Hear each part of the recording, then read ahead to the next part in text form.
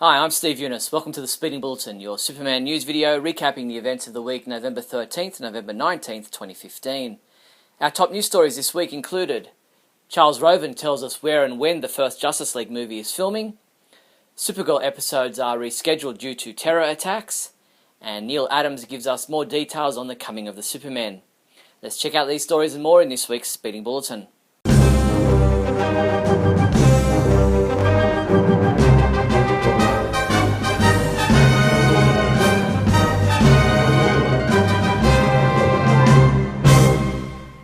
In movie news, in the final installment of their interview with producer Charles Roven, Collider.com found out just what is happening with the upcoming Justice League movies.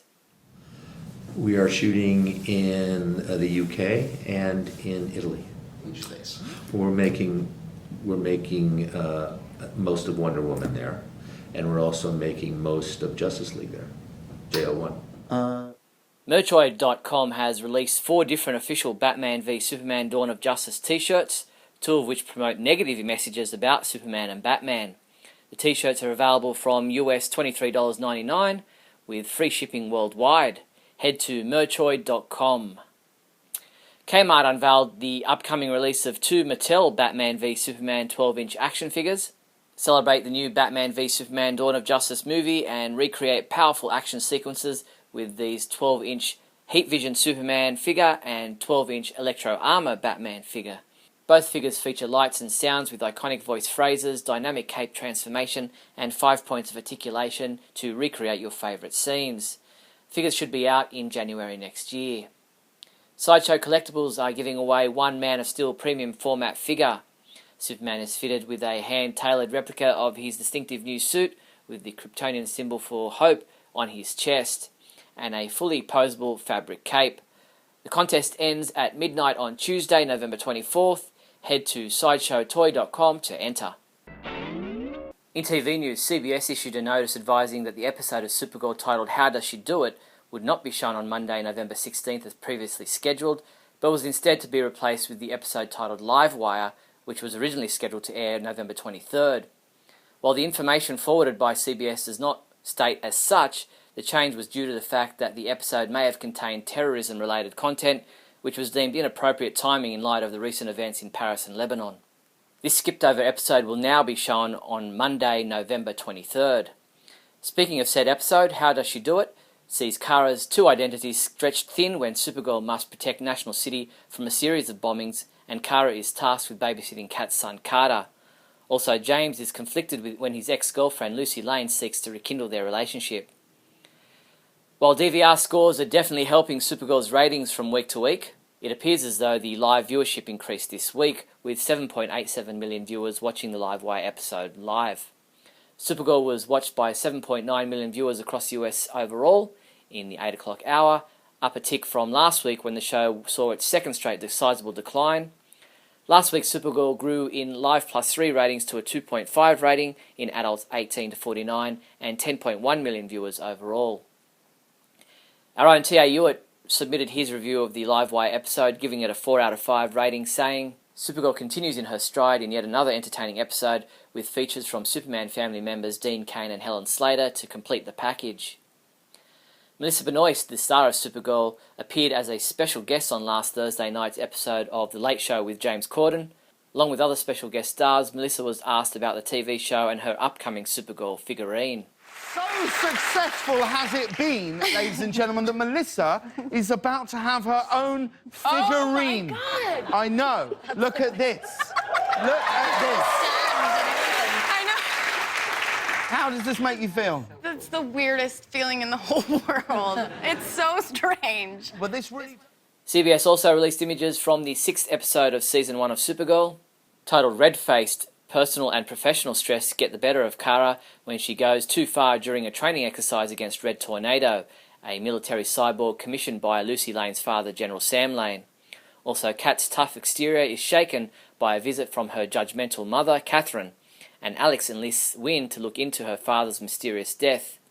This episode will air on Monday, November 30th. CBS then issued an official description and an image gallery for the 7th episode of Season 1 of Supergirl. Titled Human for a Day, Kara and her friends must rely on their inner strength and courage when an earthquake strikes National City. Also, Alex's mistrust of Hank Henshaw reaches a breaking point when the earthquake traps them in the DEO with Jem, a powerful alien escapee. This episode is scheduled to air on Monday, December 7th.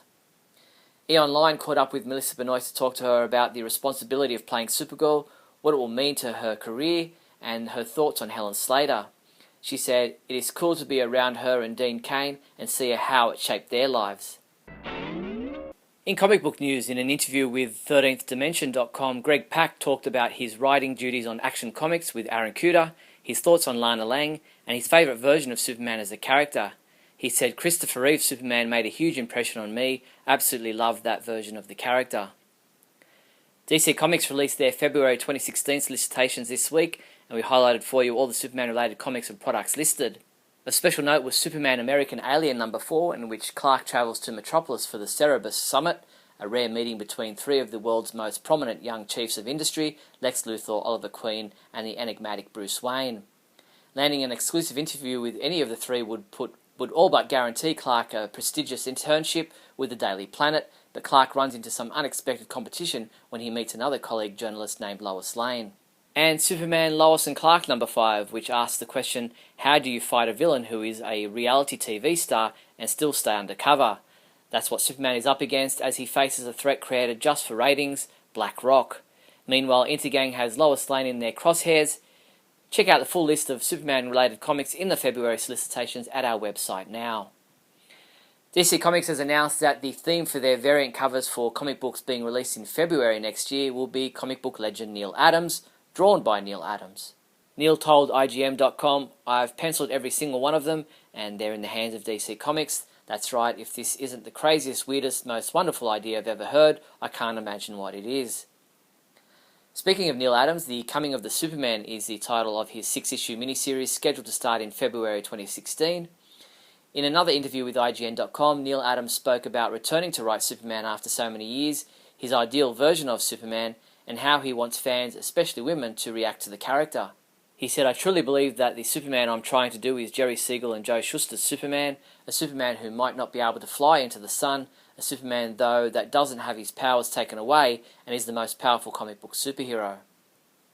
Superman comic books we reviewed this week included Superman American Alien number 1, which was reviewed by Michael Bailey, who said, "This is the best Superman-related comic I have read in years," and he rated this a 5 out of 5. Alyssa Gossage's review of Batman Superman number 26 should be up on the website shortly, so check the website for that review. Superman comics available this week from November 18th include Action Comics number 46, which is available in a variant Looney Tunes cover. Bizarro number 6 is the final issue of that title. Doomed number 6. Earth 2 Society number 6. Telos number 2. DC Comics Bombshells Chapter 18 digital comic will be available November 21st. Superman Earth 1 Volume 3 trade paperback. Superman Wonder Woman Volume 3 Casualties of War hardcover. Superman Wonder Woman Volume 2 War and Peace trade paperback. Don't get all bent out of shape. Get yourself some of these Superman bendable figures and keychains. Get yourself this Toy Smith Justice League box superhero set for $18.52. Or what about a Batman v Superman logo bendable keychain for just $9.99? These and other great bendable figures and keychains are available from your one-stop Superman shop, the Superman homepage online store at supermanhomepage.com/shop. In other news, Diamond Select Toys continues their line of DC animated resin busts with the second offering from Superman the Animated Series, Superman himself. Captured in the timeless animated style, the last son of Krypton stands approximately 6 inches tall, striking an action pose atop a pedestal inspired by the Art Deco architecture of Metropolis. Packaged in a full-colour box, the bust includes a certificate of authenticity and is limited to only 3,000 pieces. Pre-order the Superman the Animated Series Superman resin bust now from the Superman homepage online store, ahead of its release in May. You can also pre-order the Superman the Animated Series Supergirl resin bust, which will be released in February. A Lex Luthor bust will be released later in 2016 to complete the series. A new 100ml Superman fragrance is available in stores around Australia. The blue metal container features Superman's torso embossed on the lid, with the S logo in red and yellow. The glass spray bottle features the same image and is now available from Chemist Warehouse, which currently has the Superman fragrance for $19.99. That's all the news there was for the week November 13th to November 19th. I'm Steve Younis from SupermanHomepage.com. Great Scott. Great Scott. Great Scott.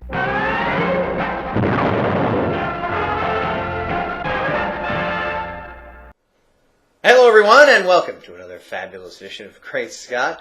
I'm Scotty V and thanks for watching. So as the weather begins to get chillier in the area of my life, I thought I'd talk a little bit about chili. I'm reminded that someone posted not too long ago something that I had not ever heard about when it comes to Superman, and at this point I kind of wish that I still hadn't heard about it. So apparently Green Arrow, Oliver Queen from the comics. Do you remember a time when comics were stupid?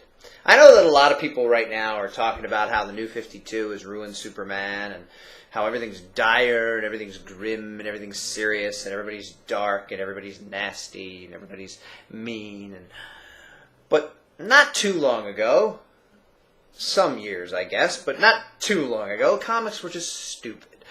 You would read them, and they were goofy, and they were dumb, and dumb things happened in them. You know, the Silver Age, even the Golden Age to some extent. Although, early in the Golden Age, comics were even darker than they are these days, but people don't want to look at that and say, they just want to say, oh, new comics, I like it when it was silly and fun, and just, you know. But comics started out pretty dark. You know, Superman would laugh as he killed the villains, and he would spank heiresses who were mean to someone, and he would smile while he was doing it. And then the Silver Age came along, and people developed new powers, and they were able to do things they never could do before, and then it got sillier and goofier, and then it got a little bit more serious again, and now I guess we're back into the age where people in real life these days aren't necessarily looking for a hero who is silly or goofy. But during the time where comics were sillier, I guess Green Arrow, Oliver Queen, was said to have created a really spicy chili that no one in the DCU even liked, except for Batman, which is fine. Not everybody likes all tastes, not everybody likes all flavors, and whoever said Oliver Queen was a good cook? I never did. But apparently this person, whoever wrote this idea that Oliver Queen could make this awesome chili, wrote a little caveat in there, and it was that the chili was so spicy that no one could even eat it without crying, screaming in pain, or flinching, including Superman, except for Batman. Batman was able to eat it and say things like, needs more pepper. Superman would be sweating, smoke would be coming out of his ears, and he couldn't eat it. Now, I just want to remind everyone out there in internet land that Superman is invulnerable. Now, you may say, but Scotty, I've seen him bleed. I've seen him winded. I've seen him with bruises. Yes, you have. And everyone's normal explanation of invulnerable is cannot be hurt. Which my father always argues with me every time Superman is hurt in a movie or cartoon or comic book story, that he's invulnerable. He's invulnerable to most known forms of punishment that we know about here on Earth. There are alien forces out there, there are bad guys, there are doomsdays, there are magic things that can hurt him. Chili, made by an Earthman who wears a hood and fires a bow, is not alien in nature. It is not able to break through the invulnerable nature of a super Kryptonian under the sun of the earth. If it were able to do that, then we'd have no problem with Superman being A, too powerful, or B, unable to be beaten. If you were a villain and you could find out, just like with Kryptonite, if you could find out that all you need to do is put a bowl of Green Arrow's chili in front of Superman and you're going to win, he wouldn't be that dangerous of a threat, would he? And then, of course, we're talking about these days as Superman fans that nowadays DC just wants Batman to be everything, wants him to be able to beat everyone, wants him to be able to travel to other dimensions and fight interdimensional bad guys with the other superpowered members of the Justice League. And we're saying, But that's only these days, because now Batman's the be-all, end-all of the DC universe, and he's the golden boy.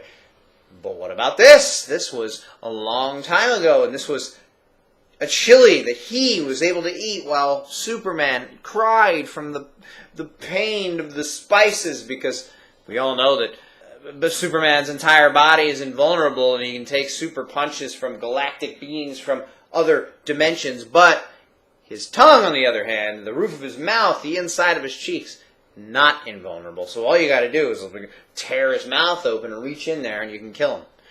Because chili from planet Earth, made by a guy who was lost on a desert island for 5 years, is painful and makes him cry. But it doesn't make Batman cry.